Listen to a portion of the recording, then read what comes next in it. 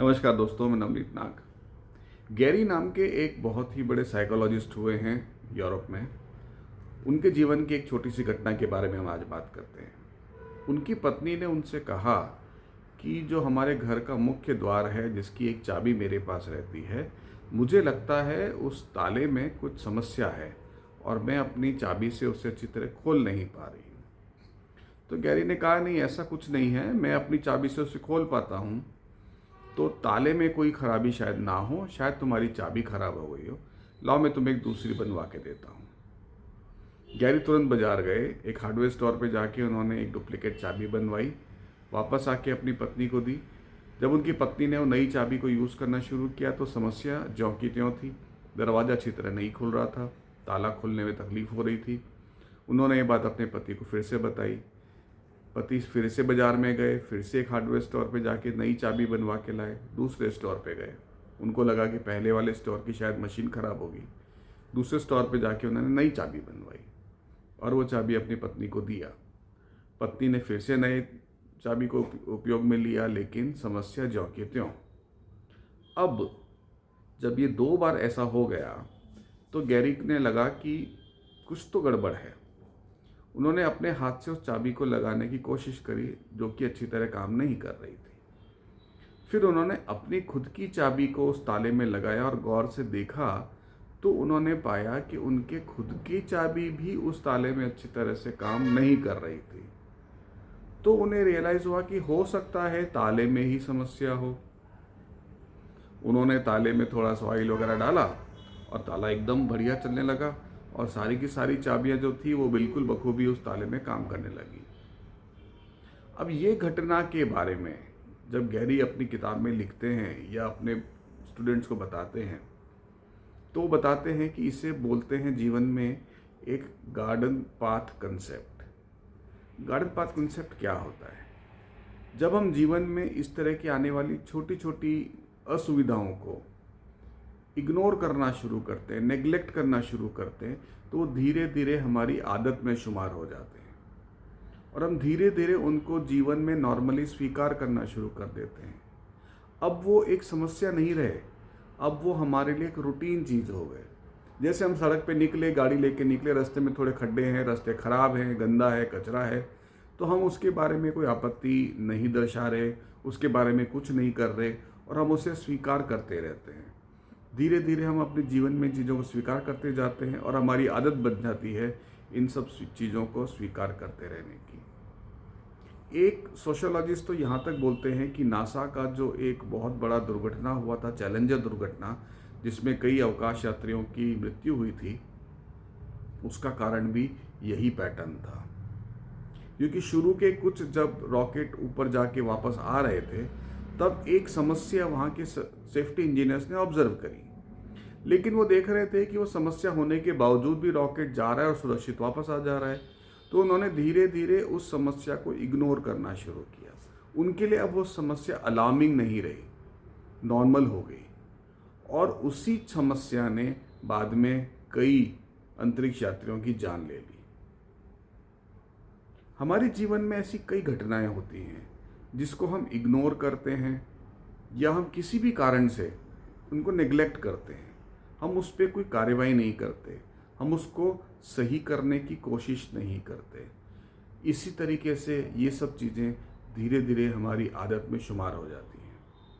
आपने कई लोगों को देखा होगा जिनको आप कितना भी रोकें टोकें कुछ भी करें, उन्हें कोई फ़र्क नहीं पड़ता। वो सुधरने को तैयार ही नहीं है।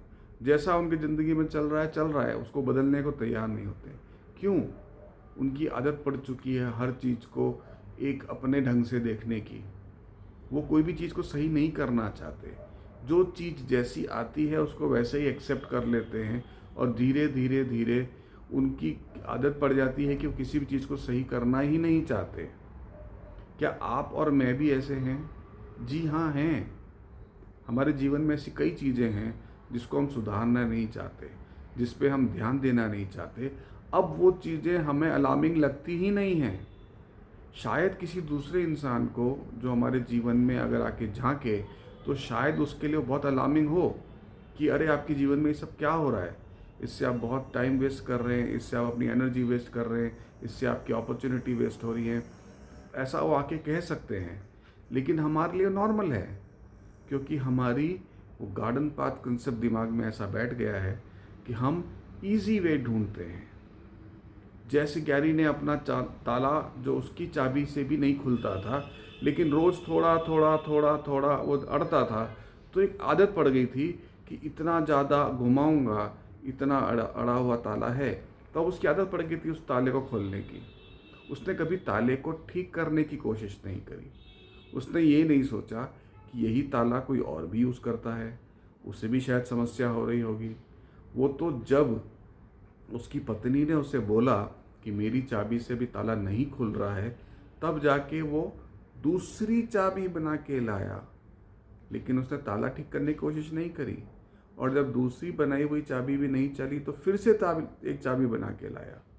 हो सकता है कि अगर फिर से वो उस तरफ नहीं देखता, ताले की तरफ नहीं देखता, तो पॉसिबिलिटी थी कि एक बार फिर से वो किसी नई दुकान पे जाके ताले की चाबी बना लाता।